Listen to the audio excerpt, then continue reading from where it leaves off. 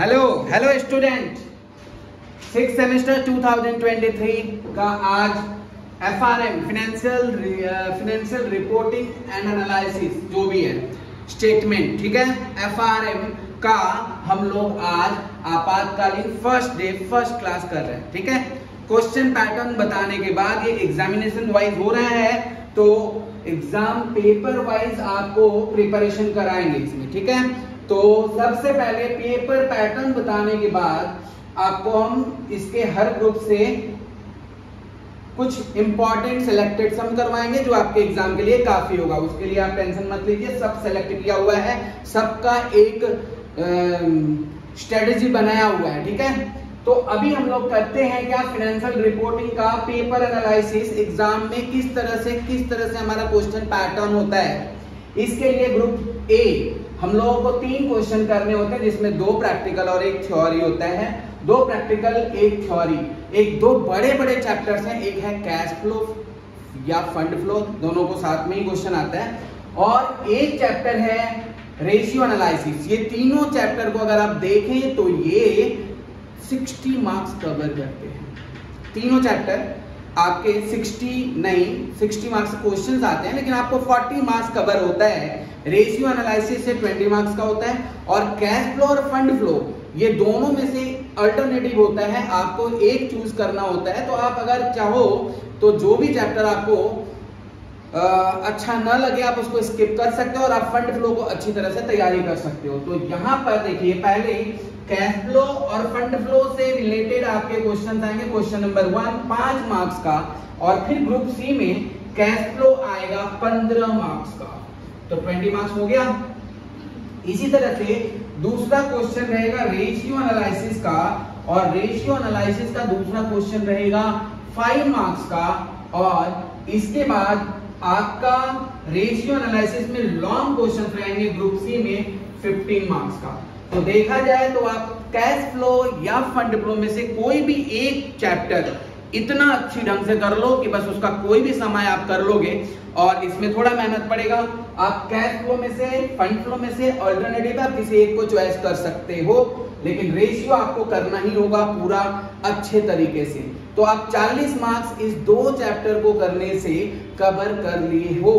तीसरा accounting standard 5 marks का एक थ्योरी क्वेश्चन आपको अटेंड करने ही पड़ेंगे। इसका थ्योरी क्वेश्चन काफी सिलेक्टेड होता है, 3 या 4 क्वेश्चन में से आ जाता है। ठीक है, तो आप जिस तरह से भी इसका तैयारी करना है कर सकते हो, लर्न करके या किसी अपने तरीके से। ठीक है, तो ये हो गया आपका क्या, थ्योरी क्वेश्चंस अकाउंटिंग स्टैंडर्ड पे। और ग्रुप बी आता है 2 क्वेश्चन ऑफ 10 मार्क्स ईच, जिसमें हम लोगों को स्टेटमेंट वाइज वाला जो क्वेश्चंस है उसमें से 10 मार्क्स का थ्योरी प्लस प्रैक्टिकल क्वेश्चंस रहता है, और कोई भी 5 मार्क्स का आपके क्वेश्चन देंगे और बाकी 5 मार्क्स का एक थ्योरी रहेगा। कंपैरेटिव कॉमन साइज स्टेटमेंट बहुत ही इजी चैप्टर है, बस देख कर उतारना एक स्टेटमेंट के वाइज से, ये 10 नंबर आपके हाथ में। हम लोग अगर 3 चैप्टर करते हैं, सीधा बात है 3 चैप्टर करते हैं, या फंड फ्लो या कैश फ्लो। आप फंड फ्लो करिए या कैश फ्लो करिए, कोई भी करिए जो आपके हिसाब से हो।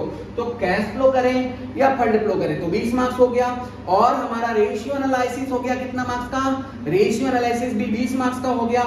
और ये चैप्टर कोई बेवकूफ ही छोड़कर जाएगा, कंपैरेटिव या कॉमन साइज स्टेटमेंट या ट्रेंड एनालिसिस, बहुत ही आसान चैप्टर है, 10 मार्क्स कंफर्म, 50 मार्क्स कवर हो गया 3 चैप्टर में। अब रह गया बात अकाउंटिंग स्टैंडर्ड का थ्योरी का।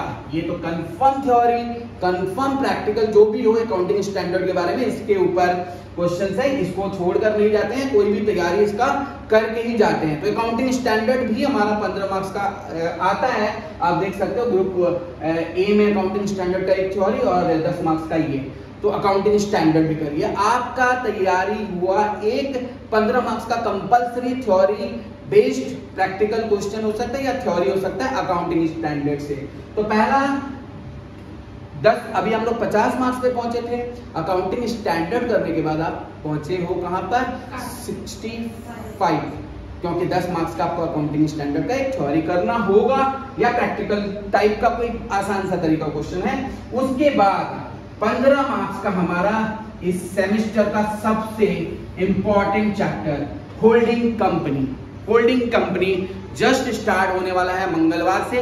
होल्डिंग कंपनी के पहले अब ये कौन सा पार्ट मैं आपको पहले कराऊंगा, ये मेरा डिसीजन होगा, ठीक है। तो मैं सबसे पहले आपको कराना चाहता हूं ये सबसे आसान तरीका, ये सबसे, ताकि आप देखकर अपने थोड़ा सा ये चैप्टर करके हम लोग रिलैक्स हो जाए कि चलो कम से कम 10 मार्क्स का तो हमारा हुआ, और धीरे धीरे हम लोग आगे बढ़ेंगे बाकी सब स्टेटमेंट्स को लेकर। तो हमारा पहला क्लास आपातकालीन क्लास अपने 10 मार्क्स के कलेक्ट पर होगा, लेकिन ये पहला क्लास बोला नहीं जा सकता क्योंकि एक चैप्टर है, तो कम से कम 2-3 क्लासेस में जाएगा, ठीक है।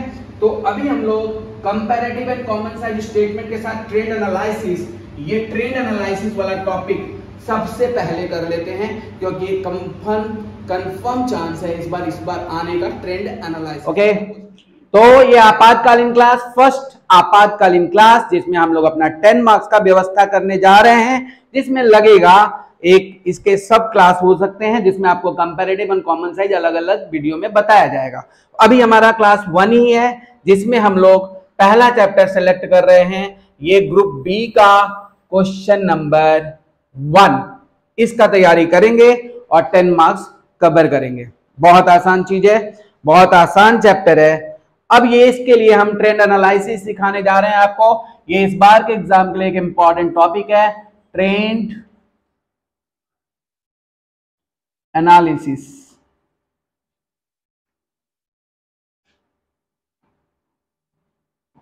ट्रेंड एनालिसिस में सबसे पहले मतलब क्या, किसी भी चीज का एक ट्रेंड होता है ना, कभी करंट एसेट्स का हो जाएगा, कभी फिक्स्ड एसेट्स का हो जाएगा, कुछ किसी भी पर्टिकुलर एसेट्स का या किसी भी पर्टिकुलर अकाउंटिंग इंफॉर्मेशन का आपके पास एक बल्क दिया रहेगा। जैसे कि देखिए यहाँ इस क्वेश्चन में, ये क्वेश्चन आपका 2017 के सीयू बीकॉम में आया हुआ है और ऐसा सिमिलर क्वेश्चन आपको 2007 के क्वेश्चन में है। तो आप चाहे तो इसके साथ साथ आप प्रैक्टिस भी करिएगा, होमवर्क में आप 2007 का क्वेश्चन कलेक्ट करिए, कहीं से भी उसको देखिए, नहीं तो ये आपको मिल जाएगा प्रैक्टिस के लिए। और ये है आपका 2017 में आया हुआ ये सम है जिसमें हम लोग डेटर्स का एक बल्क मिला है हमें, और डेटर्स के ट्रेंड एनालिसिस को बताने के लिए ये क्वेश्चंस है। तो इसके percentage of below prepare a comparative statement of current assets in absolute value taking 2017 as base date। 2017 इसका बेस डेट है, मतलब बेस ईयर है 2017, और इसके आधार पर आपके पास 2020 के सारे वैल्यूज दिए हुए हैं, और वो सारे वैल्यूज कितने हैं, डेटर्स आपके 7200 हैं, रॉ मटेरियल 13600 है, वर्क इन प्रोग्रेस 8000 है, और कैश एट बैंक 9000 है, अनफिनिश्ड गुड्स आपके पास 3500 हैं। और ये सबके ट्रेंड परसेंटेज दिए हुए हैं 2020, 2019, 2018, लेकिन हम लोगों को बनाना है 2017 को बेस ईयर लेकर, मतलब कोई भी चीज हो बेस ईयर में हमेशा परसेंटेज 100 होता है। तो हम लोग लिखेंगे क्या, comparative statement of current assets, क्योंकि क्वेश्चन में बोला करंट एसेट्स का एक कंपैरेटिव स्टेटमेंट बनाना है। कंपैरेटिव स्टेटमेंट ऑफ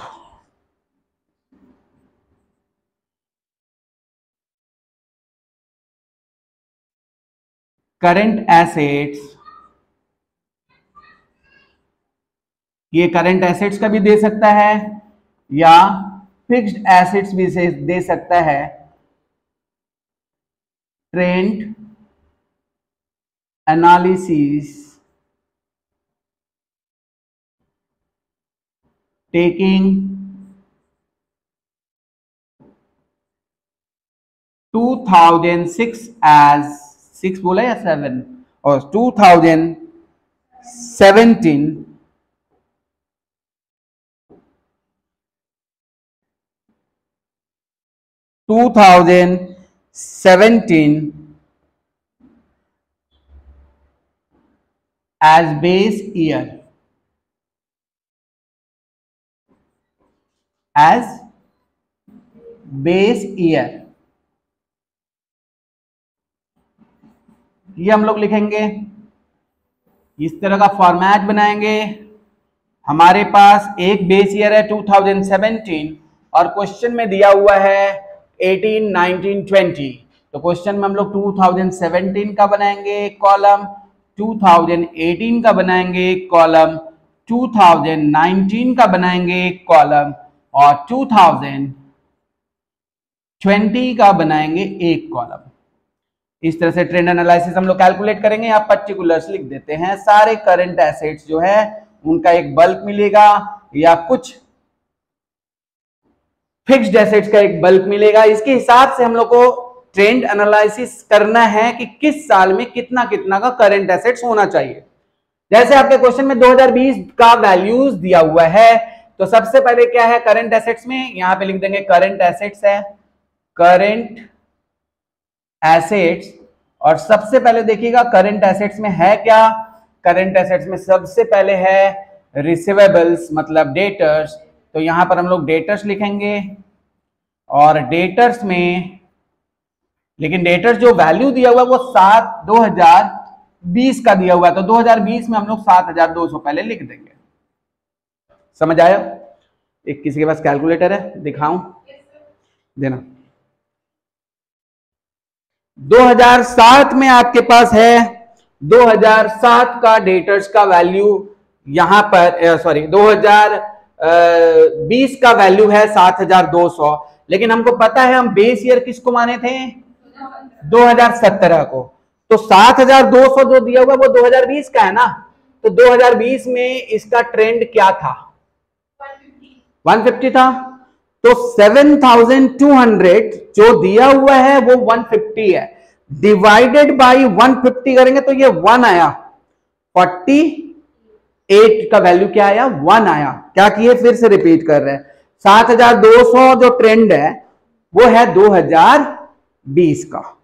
2020 का ट्रेंड क्या था, 150। तो 2020 का ही वैल्यूज आपको दिया हुआ है, तो 2020 के ही ट्रेंड से डिवाइड करिए 150, तो आ गया 48 इज इक्वल टू 1 यूनिट, है ना। 1% के लिए 48 है। आगे हमको बेस ईयर मानना है 2017, मतलब 2017 का बेस जो है वो 100 है, क्या है, तो इनटू करेंगे 100 से, कितना आया 48, तो यहां पर लिख देंगे 48। एसी बंद हो गया, एसी चला दो ना प्लीज। कितना आया, 4800। ओके, इसके बाद हम लोग क्या करेंगे, हम लोग फिर से भाई 7200 लिखेंगे, फिर से डिवाइड करेंगे किससे, 150 से। 150 से डिवाइड किए इनटू दूसरा वाला साल क्या है, 2018 का ट्रेंड क्या है, तो इनटू करेंगे 130 से। 2018 का निकालने के लिए आ गया 6240। हाँ 2018 का, ओके 120 है, कोई दिक्कत नहीं है, देखने में तो गलती हो ही सकता है, उससे कोई बात नहीं है। 7200 है ना, 7200 डिवाइडेड बाय 150 इंटू ये 120 है 2018 का, तो इंटू कर देंगे 120 से और इक्वल टू दबाएंगे 5760। 2019 का क्या है, कितना है, 130, 6240। ठीक है, डेटर्स आ गया। डेटर्स के बाद करना है raw material. Raw material short form मत यूज करिएगा, लिख दिए आप लोग, पूरा नाम लिखिए रॉ मटेरियल। रॉ मटेरियल के लिए क्या है, 13600। कौन से ईयर का वैल्यू है 13600, 2020 में लिख देंगे 13600, लिख दिए। अब 2020 का ट्रेंड क्या है रॉ मटेरियल का, तो डिवाइड बाय 200 इंटू दो बार इंटू दबा लीजिए, डिवाइड बाय 200 करके इंटू दो बार दबा लीजिए। देखिए एक ही बार में बार बार आपको डिवाइड नहीं करना होगा, इंटू दो बार कर लिए। तो अब देखिए क्या है, यहां पर 2018 का निकालना है ना, पहले 2017 का निकालना है ना। तो 100 इक्वल टू कितना हुआ, 6800, ठीक है 6800। ओके, रॉ मटेरियल हो गया 6800। उसके बाद इसका ट्रेंड क्या है, तो 140 इक्वल टू दबाइए, कुछ और नहीं करिए, इक्वल टू 140 इक्वल टू, अभी हम लोग 2017 का निकाले थे, बेस ईयर है, 100 से इंटू किए थे, फिर 140 किसका बोली तुम, तो पहले 18 का निकाल लेते हैं, ठीक है कोई बात नहीं। 18 का कितना है बताइए, 1, तो 130 कर लीजिए, कोई बात नहीं है, 130 कर लीजिए, बस आपके पास एक बार डिवाइड करिए, बार बार इंटू करते हैं, कितना आया 8840। फिर 2019 का कितना है, 2019 का 140 इक्वल टू कर लो 9520, 9520, ये हो गया रॉ मटेरियल। रॉ मटेरियल के बाद क्या है, WIP, ये तो खुद ही शॉर्ट फॉर्म लिखा है तो हम लोग भी लिखेंगे शॉर्ट फॉर्म, क्वेश्चन खुद ही लिखा है तो हम भी लिखेंगे WIP, है ना। WIP 2020 का कितना है बताओ, 8000, और 2020 का WIP अगर 8000 है और उसका ट्रेंड देखिए कितना है, तो 8000 पहले डिवाइड बाई 250, ये मैं डायरेक्ट इसमें लिख कर बता रहा हूं किस तरह से करेंगे, पहले आप डिवाइड कर लीजिए, 250 कर लिए, अब into respective percentage of each year कर दीजिए, respective percentage of each year, आपको कैलकुलेटर में बता रहा हूं, देखिए कितना है, 8000 है ना, 8000 डिवाइड कितना से करना है, डिवाइडेड बाई 250, इंटू दो बार इंटू दबाइए, हो गया। पहला साल 2017 है, 100 इक्वल टू कितना आया बोलो, 3200।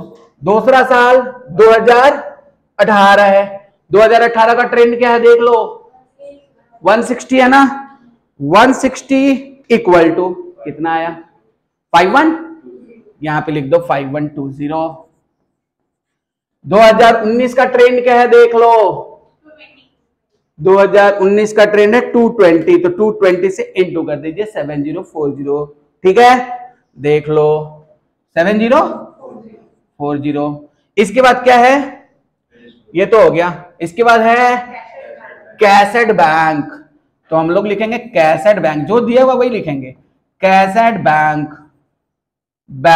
कैसेट बैंक 2020 का कैसेट बैंक कितना है 9000, तो पहले 2020 के कॉलम में उसका असली रूप लिख दीजिए 9000। अब 9000 को किससे डिवाइड करेंगे बोलोगे, यस 300 से डिवाइड करेंगे और रेस्पेक्टिव परसेंटेज से मल्टीप्लाई करते जाइए, लिखिए 9000 डिवाइडेड बाई कितना 300 इंटू 100 इक्वल टू कितना आया 3000। फिर क्या करना है अपने को, बार बार डिवाइड नहीं करना है, दूसरे साल का ट्रेंड कितना है 2018 का 175 है ना, ये रहा 175 है, तो इनटू करेंगे 175 इक्वल टू 5250, कितना था टोटल 9000 था ना, डिवाइडेड बाई 300 इंटू 175 कितना आया 5250। इसके बाद 2019 का बताओ 70, डायरेक्ट निकाल के बता रहे हो, वाह, तो ये है 250 ना, कितना है,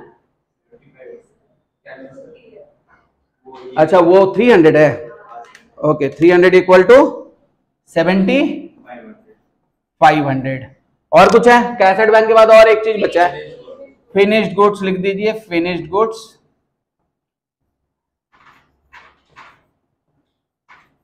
कितना है, फिनिश्ड गुड्स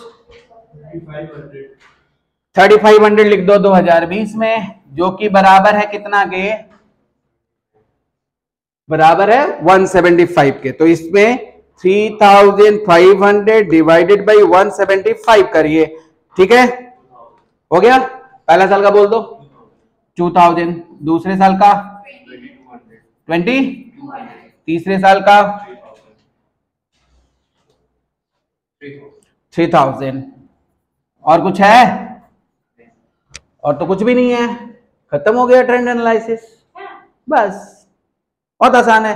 5 नंबर एकदम हाथ में है आपके, याद कर लीजिएगा ठीक से, हाँ, इसको प्रैक्टिस कर लीजिएगा। 2000 इसका सिमिलर क्वेश्चन 2017 में, और एक बार हाल फिलहाल में आया, आप ईयर पेपर देखिएगा, कहीं से भी ईयर पेपर देख लीजिएगा, किसी के भी आपको मिल जाएगा आउटसाइड सोर्सेस से। ईयर पेपर पाना कोई मुश्किल बात नहीं है, आप देख लीजिए और इसका प्रैक्टिस कर लीजिए। अब हम लोग नेक्स्ट क्लास में कॉमन साइज एंड कंपैरेटिव एक ही साथ सीख जाए। Thank you.